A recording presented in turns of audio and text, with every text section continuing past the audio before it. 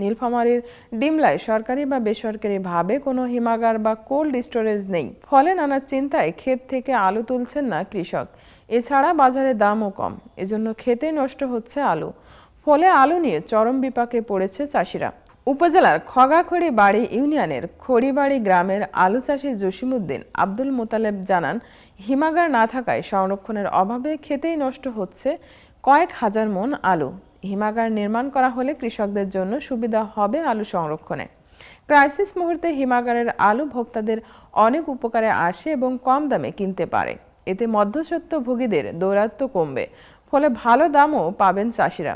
জেলা কৃষি সম্প্রসারণ অধিদপ্তর জানায়, জেলার ৫ উপজেলায় ১১টি হিমাগার রয়েছে, যার ধারণ ক্ষমতা ৮২,২৫০ মেট্রিক টন। এবছর কৃষকদের আলু উৎপাদনের লক্ষ্যমাত্রা ৫,০৫,৭৭০ মেট্রিক টন। অপরদিকে জেলায় আলু চাষ হয়েছে ২১,৯৯০ হেক্টর জমিতে।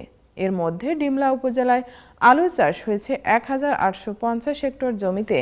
এতে সম্ভাব্য উৎপাদন হবে ৩৫,০০০ থেকে ৩৭,০০০ মেট্রিক টন। তবে ওই উপজেলায় একটি হিমাগারও নেই। সরেজমিনে গিয়ে দেখা গেছে, আলু ফলন ভালো হলেও এখন সংরক্ষণের অভাবে আলু খেতে কম দামে কৃষকদের বিক্রি করতে হচ্ছে। আবার হিমাগার না থাকায় সংরক্ষণের অভাবে অনেকে আলু তুলছে না ক্ষেত থেকে। এতে নষ্ট হয়ে যাচ্ছে কয়েক হাজার মন আলু। এই সমস্যা একটি বড় সমস্যা মনে করছে এলাকাবাসী।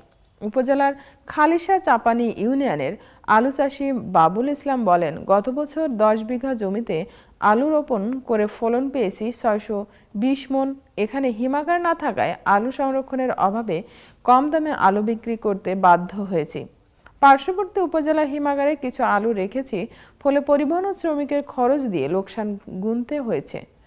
নাওতারা ইউনিয়নের আলু চাষি মিলন মিয়া, সবেদ আলী, আমিনুর রহমান বলেন, বাজারে এখন আলু সস্তা, তবে এই আলু রমজানের শেষ দিকে কোরবানির আগে দ্বিগুণ দামে বিক্রি করা যেত, কিন্তু সংরক্ষণের উপায় নাই। জমিতে যে আলু রয়েছে সেগুলো এখনও উত্তোলন করা হয়নি, কারণ আলু উঠালে খরচের টাকা উঠবে না।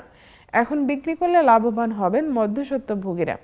আবার সংরক্ষণও করতে পারছি না, হিমাগার না থাকায় আলু চাষ করে সংকটে পড়েছি। তারা আরও জানান, জেলায় যেসব হিমাগার রয়েছে সেখানে রসিদ পাওয়া যায় না। আলু নিয়ে দুশ্চিন্তার শেষ নেই। জরুরি ভিত্তিতে এই উপজেলায় একটি হিমাগারের প্রয়োজন, পাশাপাশি সরকারি সহায়তার দাবি জানায়।